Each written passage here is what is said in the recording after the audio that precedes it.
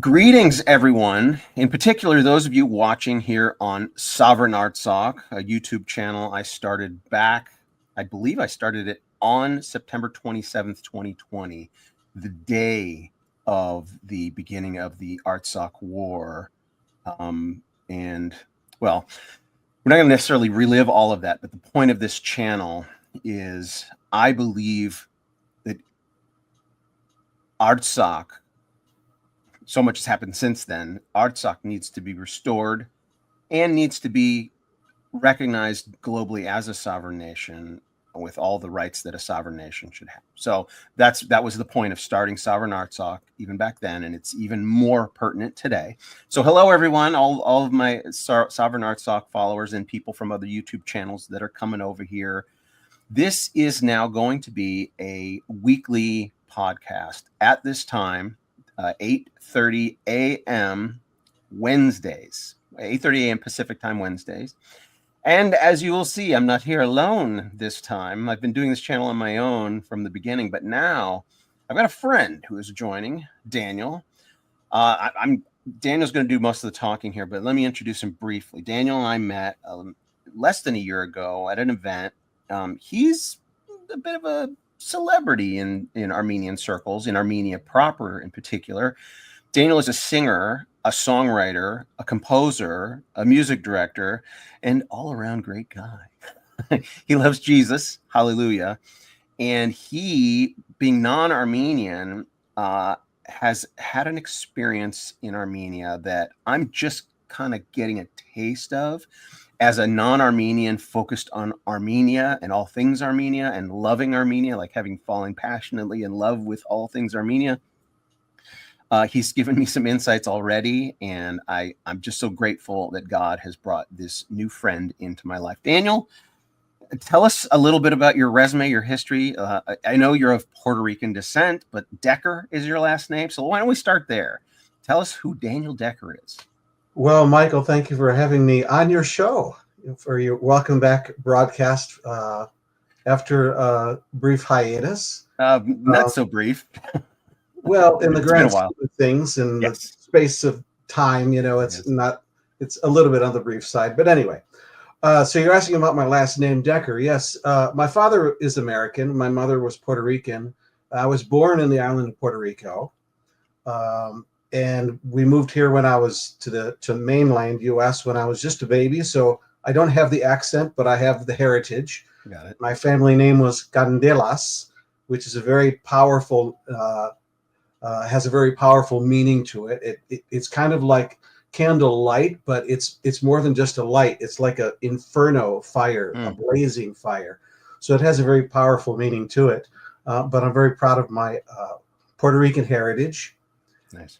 And along the way in life's journey, I discovered this amazing nation called Armenia. And I have now been there 24 times. Okay. We only have a half an hour for this. And there's so many questions.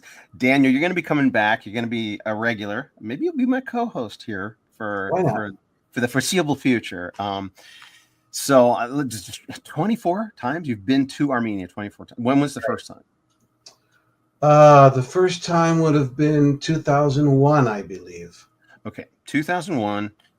Now, you rewind a little bit. Were you raised in a Christian home? Did you have a conversion experience, that, like a testimony you recognize, or did you always know about Armenia? I'm throwing a bunch of questions at you.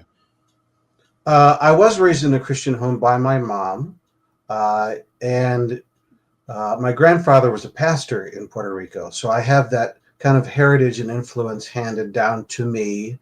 He was a profound influence in my life. He was a pastor and church planter, not really missionary because he's Puerto Rican, but he was one of the very first Christian pastors in the island. And he started 13 churches there, single-handedly almost, and sometimes he would pastor several churches at a time, and he didn't even have a car, so he would walk for miles from one church to the next to minister.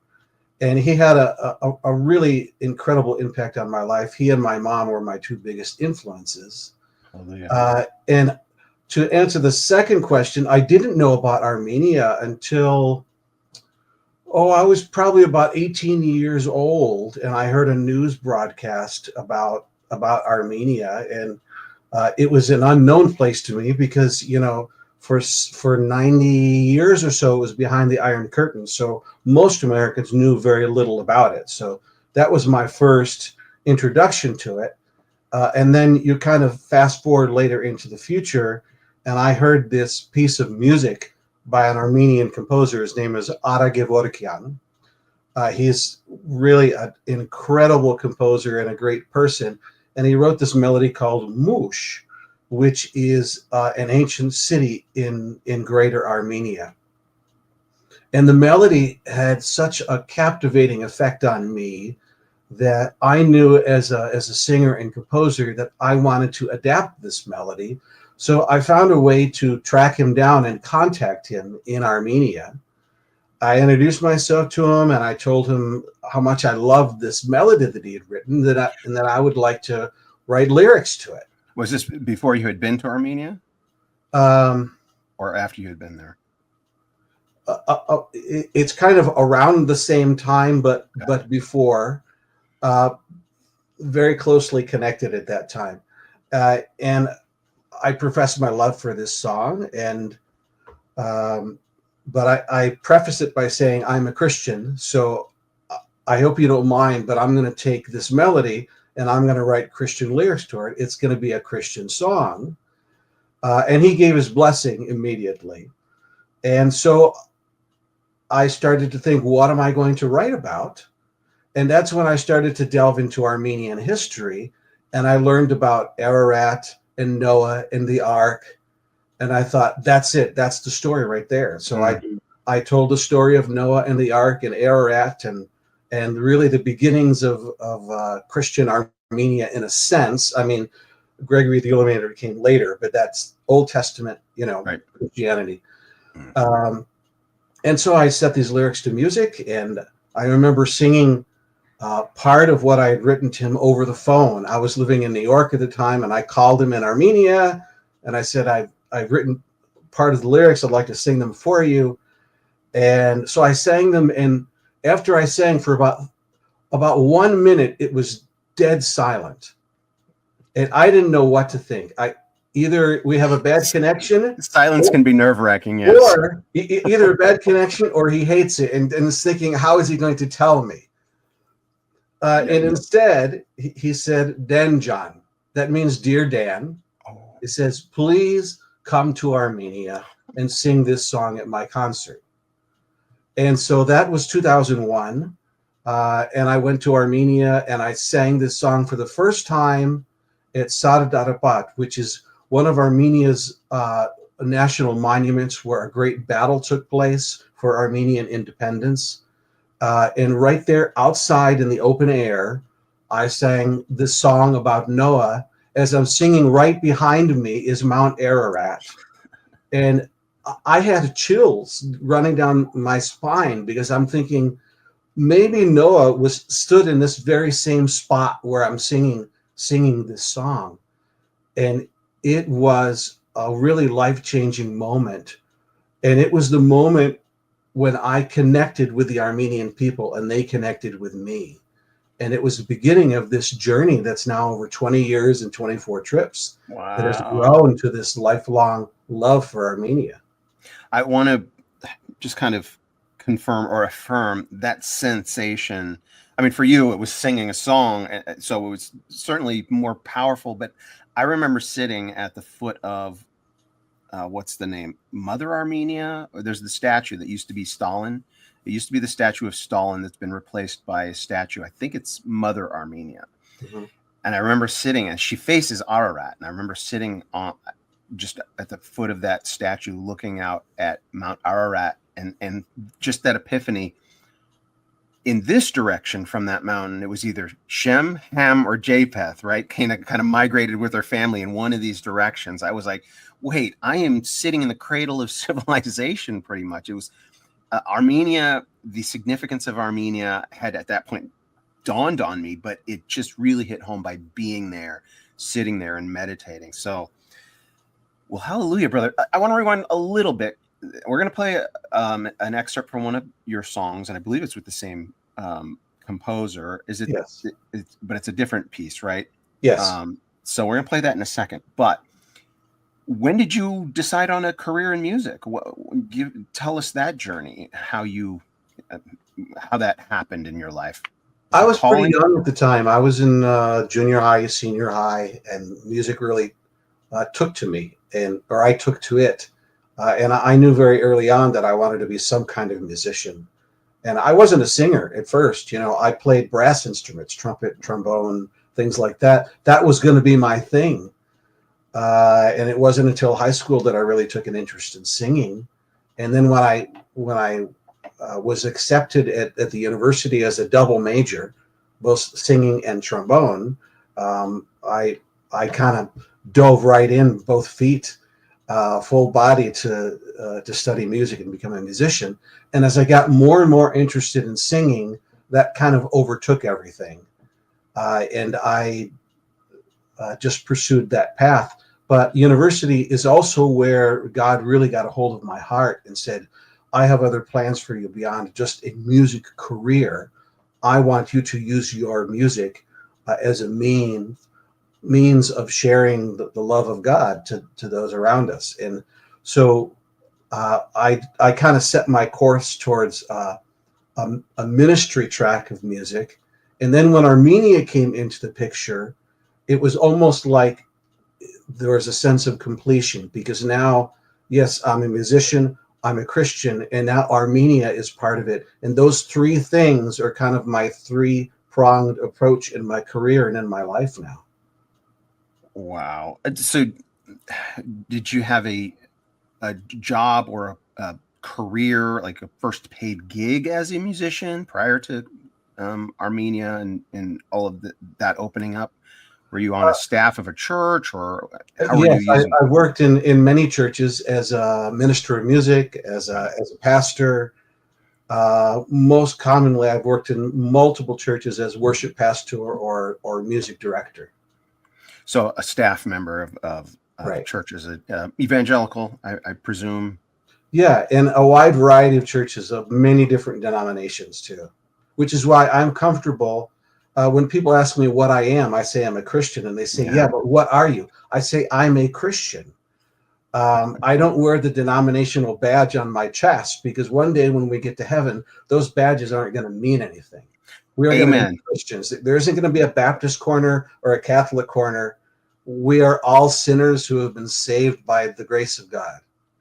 Amen. And I'm glad you actually emphasized that, because that's been, the parallels in what you've gone through and what I am going through. I'm a storyteller. I work in the industry, and I've felt called to being a storyteller and coming across the most incredible story that happens to be telling the story of Armenia. So it's like this full circle moment, and being a Christian, recognizing, oh, I'm not just telling an important story. I'm telling the story of Christianity. Like what, after Jesus said, make disciples of all nations, we kind of forget what happened in the world. Well, the disciples went out and started making disciples of all nations, and Armenia was the first one. Right. And so, directly tied to Thaddeus and Bartholomew, right? Obedience to the Great Commission led to the conversion en masse of the first Christian nation, Armenia. Right. So it's like just that sense of fulfillment. It's like, okay, Lord, I know that you don't really have to ask God, is this your will? It's like, pretty clear, focusing on Armenia and focusing on the things that transcend our differences, right? Different denominations over the centuries, the millennia, Christendom has all of these little factions and different, interpretations and stuff. But when we focus on the essentials, that Jesus Christ is God incarnate in the flesh, and he died as the sacrifice for our sins, and resurrected because death could not hold him, and now he has all authority and he gives it to us, and it's like those essentials transcend denominationalism, apostolic, Catholic, Reformed, Presbyterian, Pentecostal, you name it. focus on the essentials and we unite. And that's my goal. And and you and I are in one accord, right? We are united in that goal of uniting Armenians and Christians globally.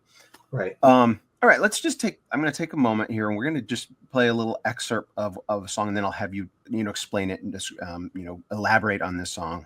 Sure. Here we go. They'll soar on wings as eagles, running, not growing. Oh, my love, you will be free.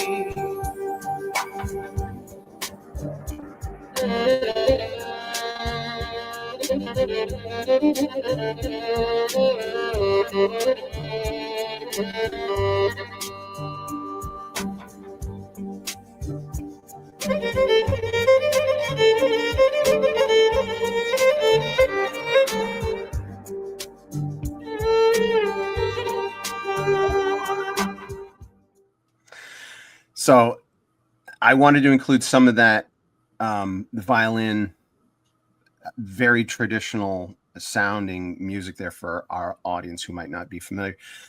Tell me about this song. Tell me about this piece and the collaboration.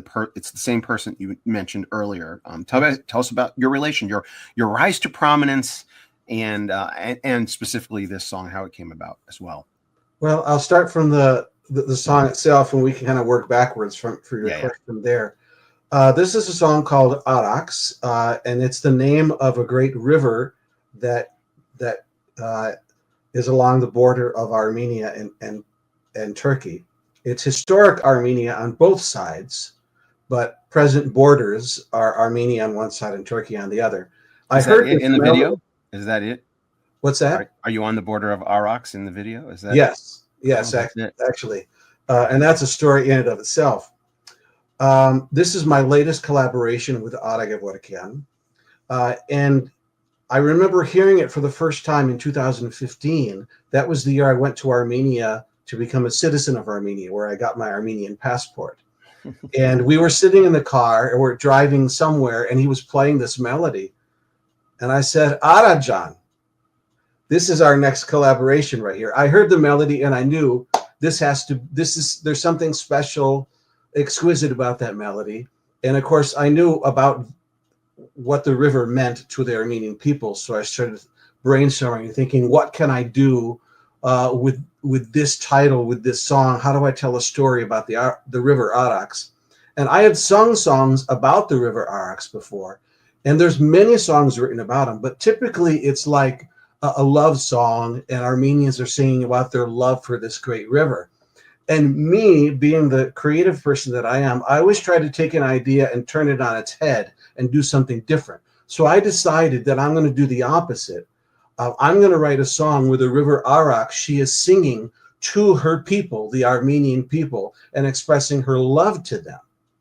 And so from the river's perspective, Arax is telling the story of the history of the Armenian people, her love for the Armenian people, that one day they will rise on wings like eagles and soar, and that one day they will walk on both sides of that river again. Whereas right now, they can only walk on one side.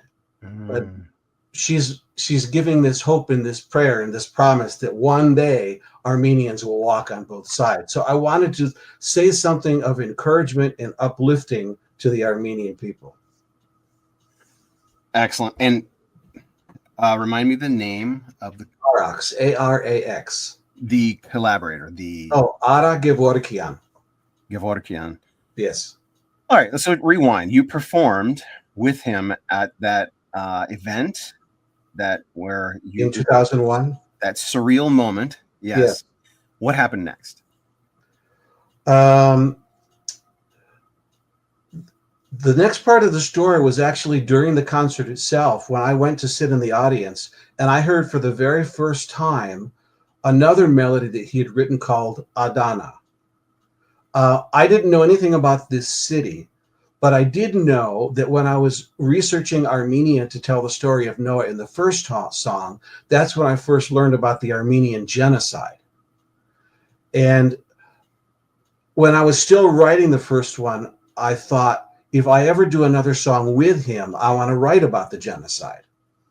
And so as I'm sitting in the audience and I hear this melody, I thought, that's it. That's the one. And that song is going to be about the genocide. And so, and I didn't know the connection that even at the time that Adana was the place of one of the massacres that of Armenians in Greater Armenia. 1909. So I made that my next project, and we collaborated again, his music, my lyrics, and I told the story of the Armenian genocide in the English language for two purposes. One, to tell the world about this forgotten genocide that many people don't know about this, and especially Americans. That's why it's called the Forgotten Genocide. But also to Armenians, to offer a source of healing, hope, and encouragement. And there again, I took the story of the genocide and listening to many other songs about the genocide, and I turned the message on its head, because the typical songs about the Armenian genocide are one of hopelessness or anger or vengeance, cries for justice. This time I wanted to write a song about healing, that God has not forgotten about the Armenian people, that one day he will wipe the tears from every eye of every Armenian, and they will circle around the throne of God, worshiping him forever and ever, that they are not forgotten, and that God remembers, and justice will come in those final days. But I wanted to offer that sense that that God is there in the midst of this incredibly horrible situation, that God still loves the Armenian people and is with the Armenian people. So you collaborated again with the song Adana, and what was the effect? What was how did that affect your life? It's interesting, because when I wrote it, it was really an expression of my grief, learning about the story. And because it was such a unique take on the genocide event, that what took place, I didn't know how Armenians would react to a song telling the story in such a different way. But somehow the Armenian people embraced this song, and it just, before viral was the thing, it went viral. It went through the Armenian population like a shockwave and into the diaspora, and it went around the world, and it became kind of like an anthem, a rallying cry for Armenians that remember the genocide, and it even had a political effect. It sparked political movements in other countries, where singers from other countries had the song translated into their own languages, and they recorded the song. And it was recorded into, I think, over 15 languages already, recorded by different artists around the world. And in one instance, in the Czech Republic, one of the singers there, his name was Daniel Hulka, he had the song translated into his language, and a member of the Czech parliament heard the song. And because of the song, introduced a resolution to the Czech parliament to officially recognize the Armenian genocide. Wow. So what came as an expression of my own grief became something that it went global.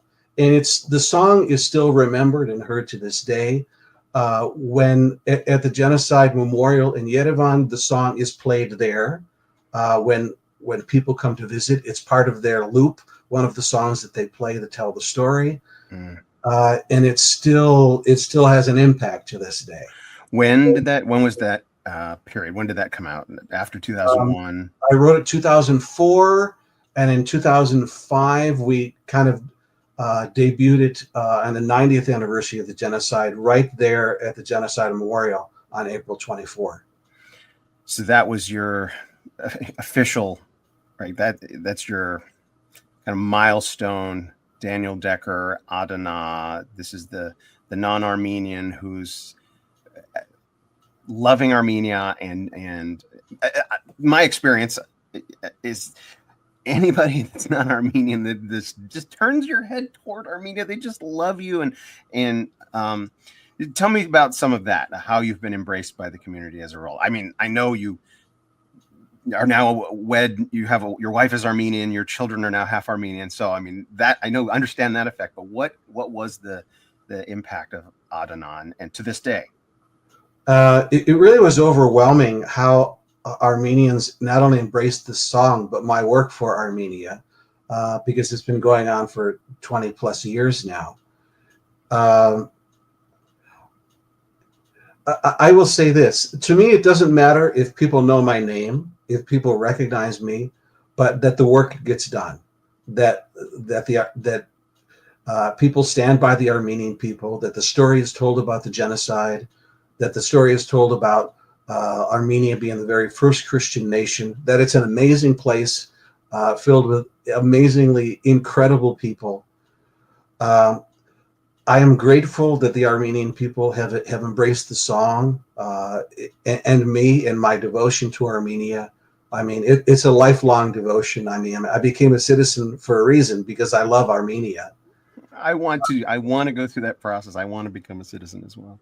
All things are possible. I think it's going to happen. Well, actually, we got a few minutes left. I want to shift gears slightly and tell me your impression of what I'm doing. We met, we said hi, we made connection, we finally reconnected, and I gave you more details on what I'm doing.